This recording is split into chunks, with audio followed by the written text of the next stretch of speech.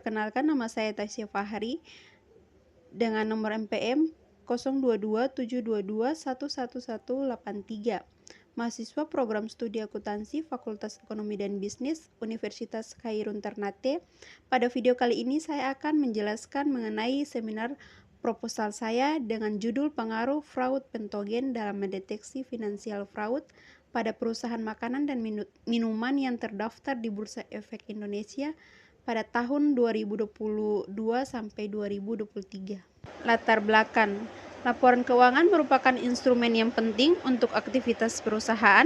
Laporan keuangan berisi tentang catatan informasi keuangan perusahaan pada suatu periode akuntansi dan mencerminkan kondisi keuangan perusahaan. Informasi pada laporan keuangan menjadi tolak ukur efisiensi dan aktivitas kinerja perusahaan yang dibutuhkan pihak eksternal dan internal perusahaan. Aprilia 2017.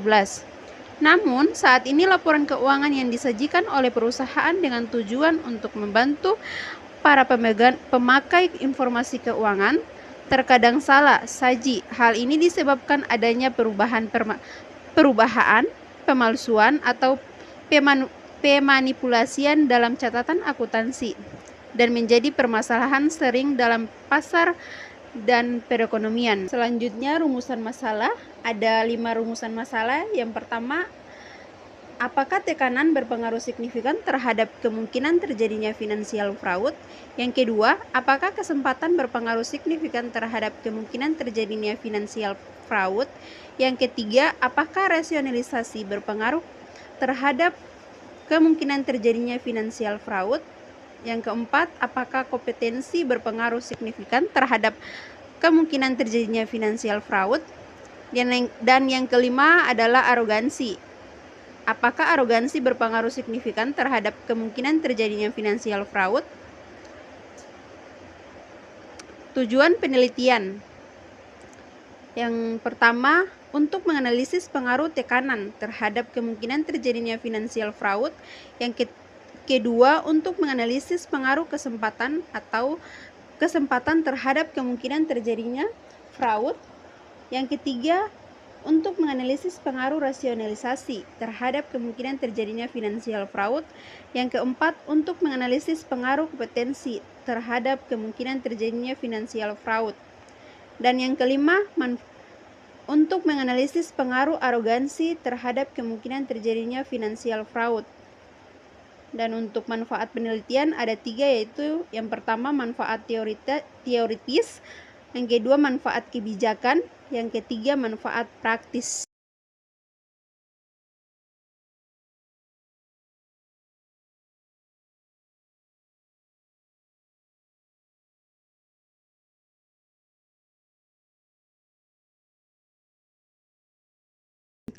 Landasan teori agensi atau teori keagenan pertama kali dicetuskan oleh Jensen dan McLean pada tahun 1976.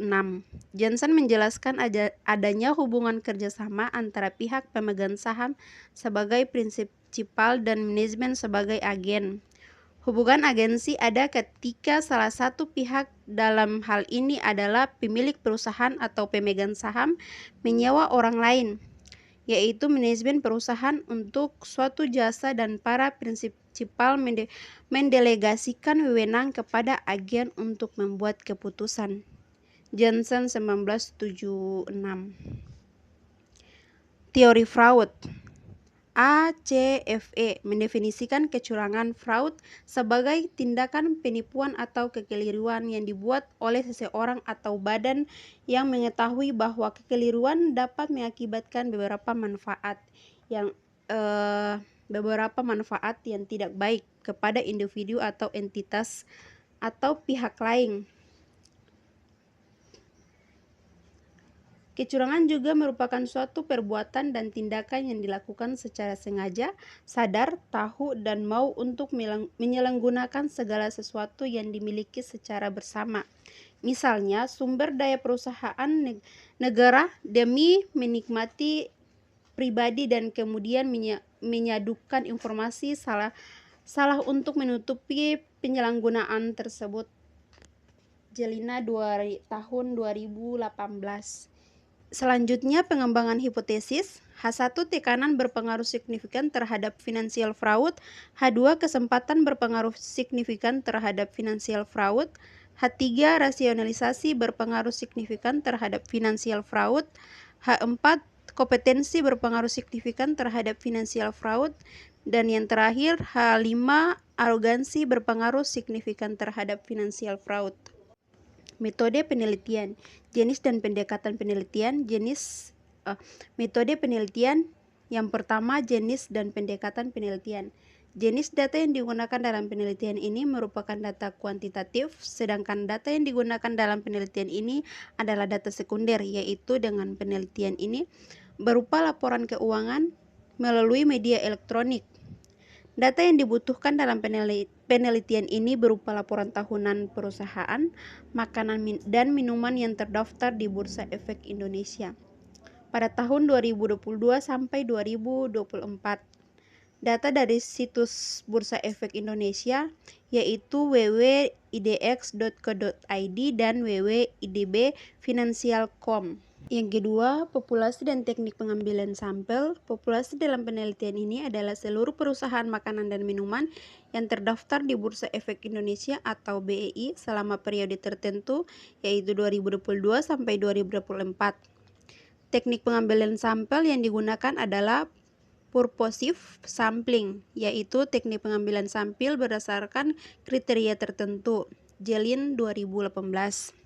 Jenis dan sumber data. Jenis data yang digunakan dalam penelitian ini merupakan data kuantitatif, sedangkan data yang digunakan dalam penelitian ini adalah data sekunder, yaitu dalam penelitian ini berupa laporan keuangan melalui media elektronik.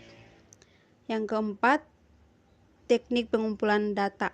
Pengumpulan data pada penelitian ini berasal dari perusahaan makanan dan minuman yang terdaftar di Bursa Efek Indonesia melalui www.idx.co.id dan www.idbfinancial. Metode penelitian. Definisi operasional variabel. Variabel dependen.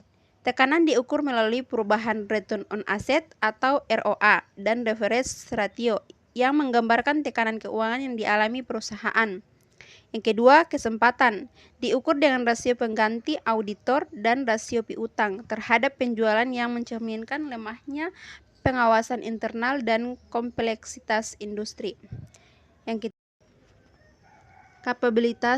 kapabilitas diukur melalui dualitas peran CEO.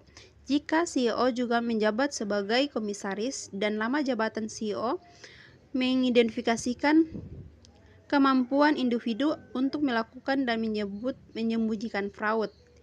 Yang kelima, arogansi. Dilihat dari kepemilikan saham mayoritas oleh CEO dan riwayat pelanggaran regulasi yang menunjukkan sikap merasa kebal terhadap aturan. Variabel dependen dalam penelitian ini adalah financial fraud, yaitu tindakan manipulasi laporan keuangan yang diukur menggunakan model Bennings M-Score. M-Score merupakan indikator statistik sebagai serbabis 8 rasio keuangan seperti DSRI, GMI, AQI, SGI, DEPI, SGAI, LVGI, dan TATA.